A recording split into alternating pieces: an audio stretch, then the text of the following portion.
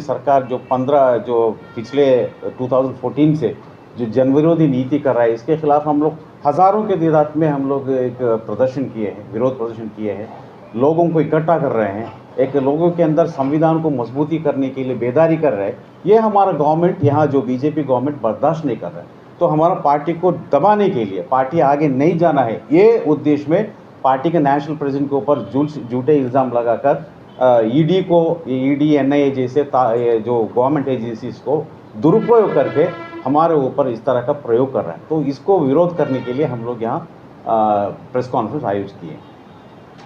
Sir, SDPI का आगे क्या कदम होगा? हमारा पार्टी का जो नारा है, freedom from hunger, freedom from fear, इस देश को भय और भूख से मुक्ति करना और यहाँ सोशल जस्टिस यानी सामाजिक न्याय और लोकतंत्र को मजबूत करना, ये हमारा पॉलिसी है, हमारा जो कॉन्सेप्ट है।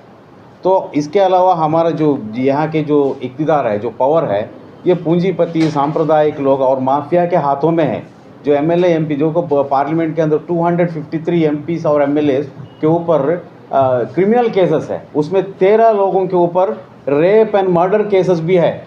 ऐसे लोग जाके बैठे हैं। तो हमारे जैसे आम इंसान इलेक्शन में जीत कर जाना, तो हम लोग ग्रास रूट लेवल में लोगों को बेदारी करके इलेक्शन में जीतने के लिए कोशिश करने वाला एक पार्टी है ये। हम निरंतर इसके बारे में हम लोग काम करते रहेंगे। जैसा कि आपका आरोप है, यानी कि जो सरकार है वो जांच एजेंसियों का मतलब कि हम दुरुपयोग करती है। 100% उसमें कोई शक नहीं है। इवन नरेंद्र मोदी संसद में ही बताया ना 2 दिन पहले, जो जितने इधर ईडी जो केस था उसमें कन्विक्शन ओनली 2 है, बाकी आउट ऑफ 193 केसेस में ओनली 2 केसेस में कन्विक्शन हुआ। 191 केसेस है, पूरा झूठ है, पूरा झूठ है, कॉन्कॉप्टेड है, ये बनाया हुआ स्टोरी है ये। क्योंकि गवर्नमेंट के खिलाफ बोलने वालों को आवाज़ बंद करने के लिए जो बड़े बड़े, जो आम आदमी पार्टी देखिए, झारखंड का देखिए, कांग्रेस पार्टी के नेताओं को देखिए, पिछले हमारे होम मिनिस्टर चिदम्बरम को साहब को देखिए, इन लोगों को उनके ऊपर केस लगाकर जेल में भेजा गया, बाद में उनको कुछ भी नहीं हुआ, क्योंकि पूरा फर्जी केसेस है, स्टोरी है। तो लोगों के अंदर है ना एक भय, गवर्नमेंट के खिलाफ बोलने वालों को नहीं बोलना है, इस तरह का एक भय बनाने के लिए इस तरह का ईडी और एनआईए को इस्तेमाल कर रहा है। और उसके अलावा यूएपीए, एनएसए और इसके पीएमएलए जैसे कानूनें बनाए इसके लिए, तो हम लोग इसको विरोध करना ही चाहिए। आपके नेशनल प्रेसिडेंट एमके फैजी साहब ने एक स्पीच में बयान दिया था कि इंडिया में अनडिक्लेयर्ड इमरजेंसी लागू है, इसमें कितनी सच्चाई है? 100% उसमें कोई शक नहीं है ना। अभी देखिए, एक छोटा मिसाल में, कल एक मुंबई में एक कॉमेडी शो किया कुणाल कामरा। अब क्या हुआ, दूसरे दिन पूरा स्माश किया, पूरा होटल स्टूडियो पूरा सत्यानाश किए वो लोग, लेकिन उनके ऊपर कोई कार्रवाई नहीं है। कुणाल कामरा का अभी बहुत बड़ा एक अपराध है।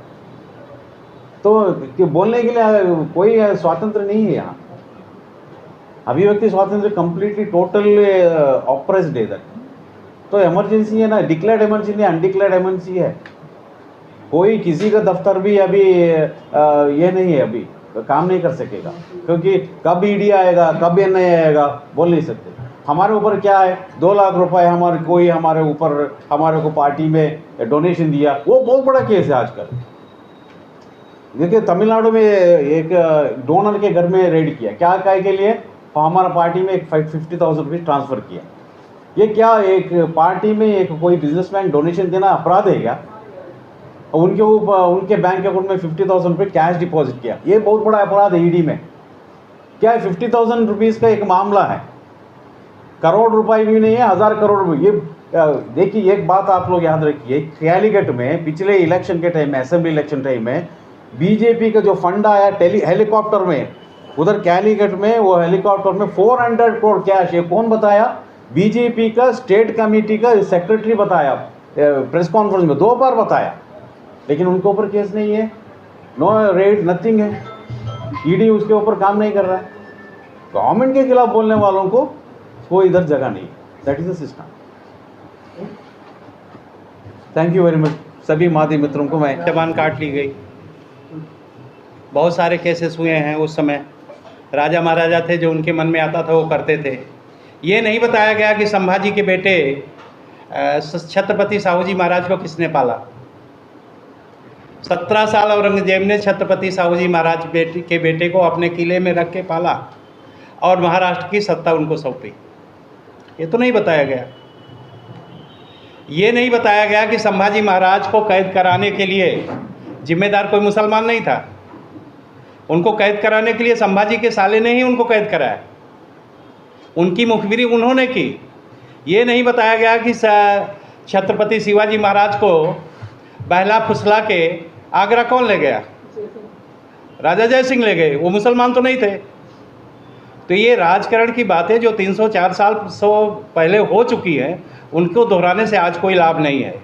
ये बात नहीं करते कि हमने कितने रोज़गार दिए, कितने मिल फैक्ट्रियाँ खोली, कितने लोगों को गरीबी से ऊपर किया।